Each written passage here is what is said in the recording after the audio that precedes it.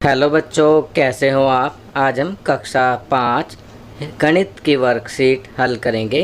सप्ताह 4 उप विषय कोणों की जानकारी। तो चलिए वर्कशीट हल करते हैं।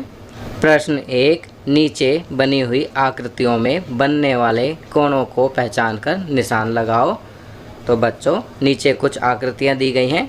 आपको इन आकृतियों में बनने वाले कोणों को पहचान कर निशान लगाना है।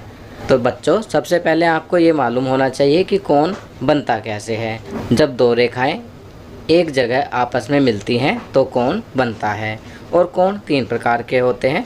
समकोण 90 डिग्री का, न्यून कोण 90 डिग्री से कम का कोण न्यून कोण, जिसे समकोण से कम का कोण भी कहते हैं। अधिक कोण 90 डिग्री से अधिक का कोण अधिक कोण कहलाता है, जिसे समकोण से अधिक कहते हैं।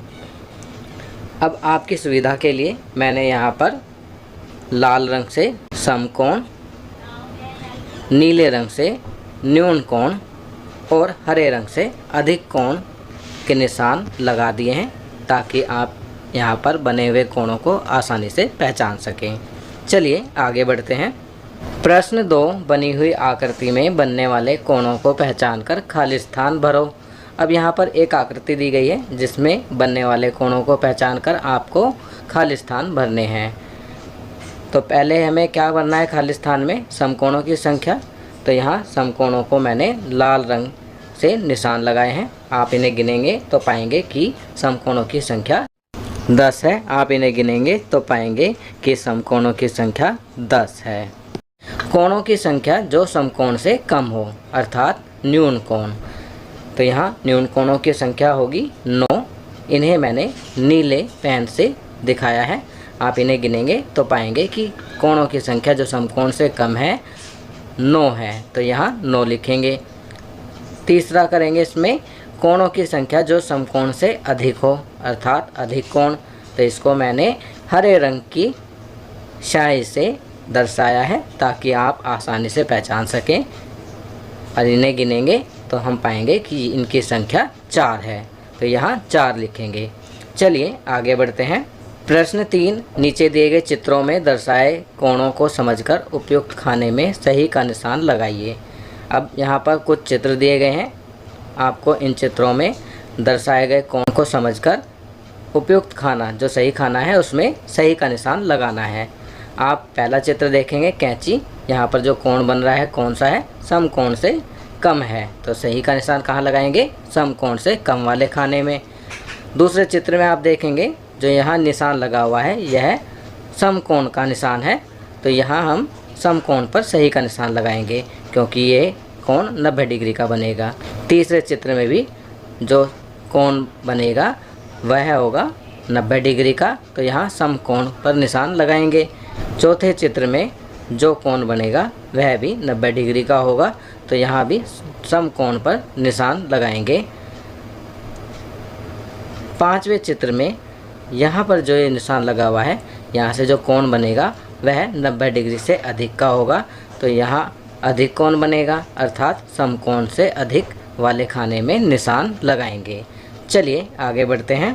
प्रश्न 4, घड़ी की सुइयों से एक कोण बनाएं जो।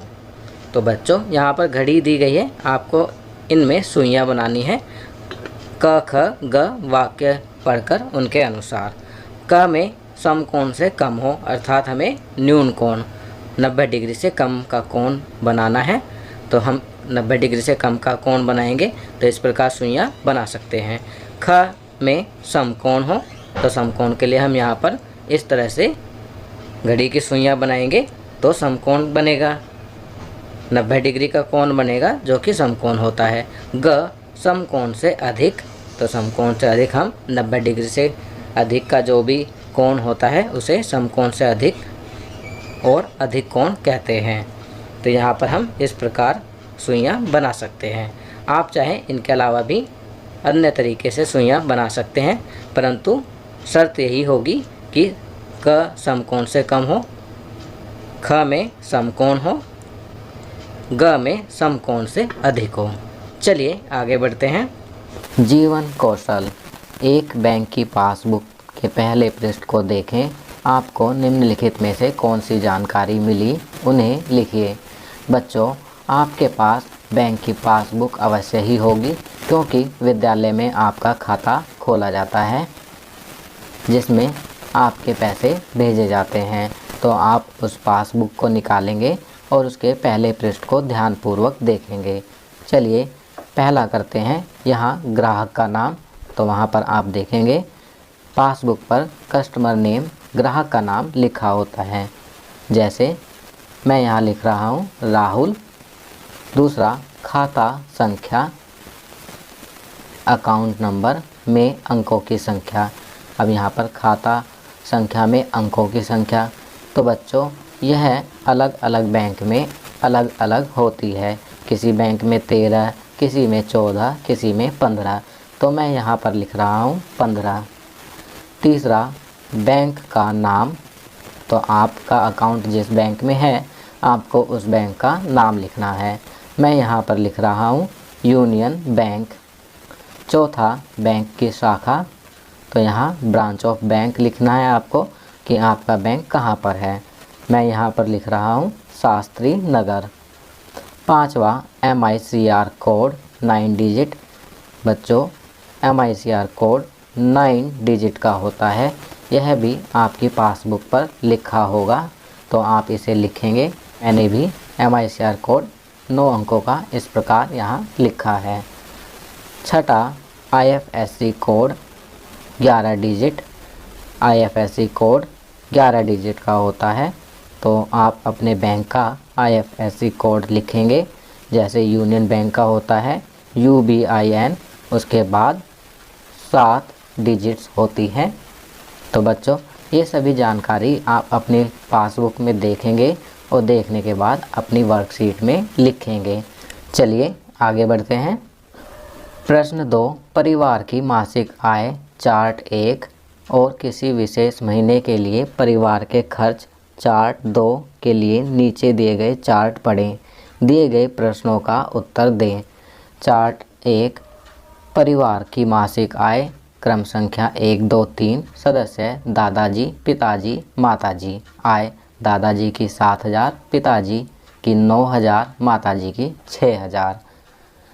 चार्ट 2, परिवार का खर्च, क्रम संख्या, खर्चे के मद, राशि। पहला, बिल, बिजली बिल, फ़ोन बिल आदि 1500 रुपये। दूसरा, किराया व फीस 6,500 रुपये। तीसरा, राशन व अन्य 5,800 रुपये। चलिए अब तालिका देखने के बाद पूछे गए प्रश्नों के उत्तर लिखते हैं। पहला, परिवार की कुल मासिक आय क्या है। तो यहाँ पर हम चार्ट 1 में परिवार की मासिक आय दी गई है, इसे जोड़ेंगे तो हमें उत्तर प्राप्त होगा 22,000 रुपये। दूसरा, दिए गए महीने के लिए परिवार का कुल खर्च कितना है। चार्ट 2 में खर्च दिया गया है, इसे जोड़ेंगे तो हमें उत्तर प्राप्त होगा 13,800 रुपये।